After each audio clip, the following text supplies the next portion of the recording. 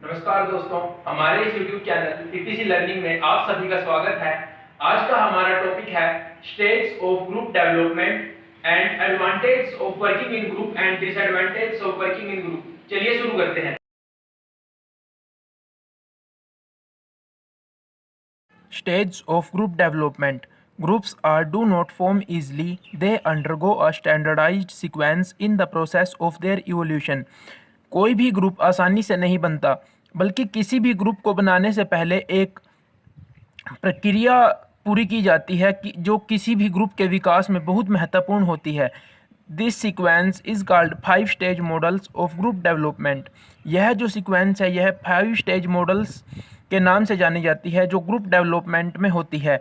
इसकी जो सबसे फर्स्ट स्टेज है वो है forming. During the first stage there is lot of ambiguity related to the purpose, structure and direction of the group. इस first stage के दौरान जितने भी ग्रुप के मेंबर होते हैं उनके मन में अस्पष्टता होती है ग्रुप के पर्पज को लेकर, स्ट्रक्चर को लेकर और डायरेक्शन को लेकर। मेंबर्स आर ट्राइंग टू जज the acceptable behaviour. This stage is finished when members begin to view each other as part of a group. यह स्टेज यानी इस स्टेज का काम तब खत्म हो जाता है जब जो ग्रुप के मेंबर्स हैं वो एक दूसरे को अपने टीम के मेंबर या ग्रुप के मेंबर समझना लगते हैं। नंबर 2 है वो है स्टॉर्मिंग, जिसको हम डिफाइन कर सकते हैं कि storming is the second stage of group formation. जो स्टॉर्मिंग है यह सेकंड स्टेज है ग्रुप फॉर्मेशन की। It takes place because members of groups experience conflict within groups. यह जो स्टेज है यह तब होती है यानी जब जो भी मेंबर हैं ग्रुप के वो ग्रुप के अंदर संघर्ष करते हैं। Although members have agreed the group existence but they resist to the limitation imposed by the groups on their individuality. यानी जितने भी मेंबर हैं ग्रुप के या कुछ मेंबर्स ऐसे होते हैं वो इस चीज़ से तो एग्री करते हैं कि चलो ग्रुप बन गया या ग्रुप एग्जिस्ट करता है, but they resist to the limitation, परंतु वो इस चीज़ में नहीं मानते क्योंकि किसी भी ग्रुप के बनने के बाद उसके जो मेंबर्स होते हैं उन पर कुछ जिम्मेदारियां या कुछ लिमिटेशंस थोप दी जाती हैं। और बहुत से एम्प्लॉय होते हैं या बहुत से मेंबर्स होते हैं ग्रुप के जो उन से बचना चाहते हैं, और इस तरह से हम स्टॉर्मिंग को भी डिफाइन कर सकते हैं।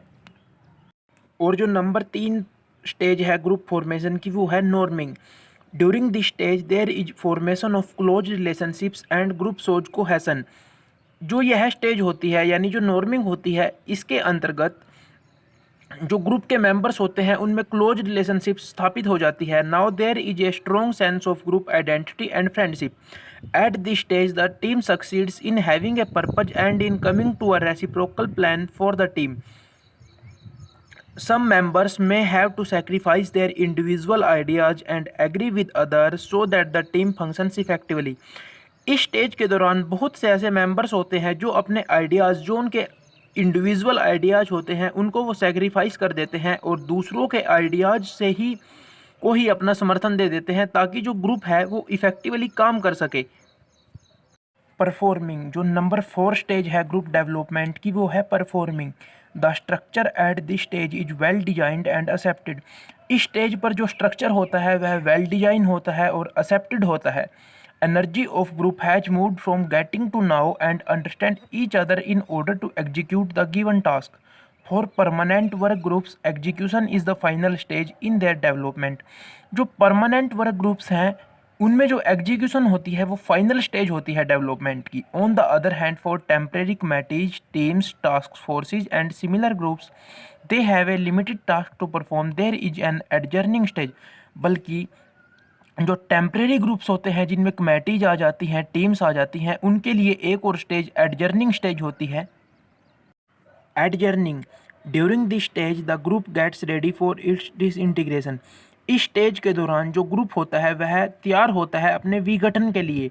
The priority of the group has now shifted from high task performance two winding up of activities. इस स्टेज पर जो प्रायोरिटी होती है ग्रुप की वो शिफ्ट हो जाती है, यानी अब उसको कोई काम नहीं करना होता, उसको सिर्फ अपना काम या अपनी एक्टिविटीज़ को समेटना होता है। It includes the termination of the roles, the completion of the task and declining of dependency. This procedure can be stressful in the cases of unexpected disintegration. यह जो प्रोसीजर होता है यह कहीं पर बहुत से स्ट्रेस का कारण भी होता है यदि जो डिसइंटीग्रेशन है वो अनएक्सपेक्टेड हो जाए, और इस तरह से हमारी जो स्टेज हैं ग्रुप डेवलपमेंट की वो कवर होती हैं। अब हमारा टॉपिक है advantage of working in group, कि ग्रुप में काम करने के क्या क्या फ़ायदे हैं, जिनमें हम नंबर 1 डिफ़ाइन कर सकते हैं performs complex task, generates new ideas, serves as problem solving mechanism, facilitates complex decision making, serves as vehicle of socialization, acts as a agent.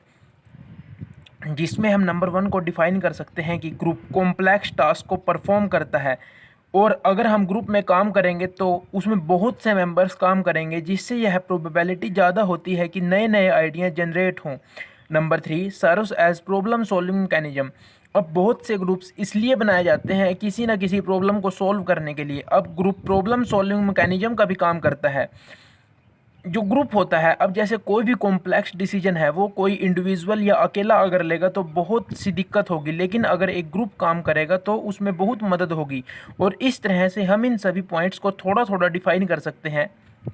अब है disadvantage of working in group, कि group में काम करने के जैसे एडवांटेज हैं उसी हिसाब से कुछ ना कुछ डिसएडवांटेज भी होते हैं, जिनमें नंबर 1 है time consuming and costly, number 2 individual domination, number 3 problems of responsibility, and number 4 dependency.